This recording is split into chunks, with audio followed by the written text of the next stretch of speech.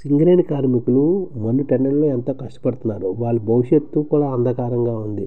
అలాంటి వాళ్ళకి ఐడిఎఫ్‌లోని వాళ్ళ పిల్లలకి అందరికీ ఐడిఎఫ్‌లోని ఎంప్లాయ్‌మెంట్ ఇవ్వాలి. అలా చేయడం వల్ల వాళ్ళ యొక్క కష్టాలు చాలా వరకు తీరిపోతాయి. సింగరేణి కార్మికులు అక్కడ మట్టి కూడా బంగారంతో సమానం.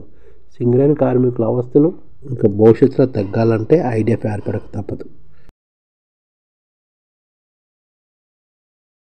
ఈ ఛానల్ ముఖ్య ఉద్దేశం ఏంటంటే, మన తెలుగు రాష్ట్రాల్లో 1 కోటి మందికి సంఘటిత రంగాల్లో ఏ విధంగా ఉద్యోగాలు ఇవ్వవచ్చు, కనీస నెల జీతం 30,000 వరకు ఏ విధంగా ఇవ్వవచ్చు, ఏ విధంగా చేస్తే ఉద్యోగాలు సృష్టించబడతాయో వివరిస్తూ ఈ ఛానల్ వీడియోలు వస్తాయి. అలాంటి వీడియోలు మీకు కావాలంటే మన ఐడిఎఫ్ భాస్కర్ ఛానల్ని సబ్స్క్రైబ్ చేసుకోండి. ఐడిఎఫ్ అంటే ఇండియన్ డెవలప్మెంట్ ఫోర్స్.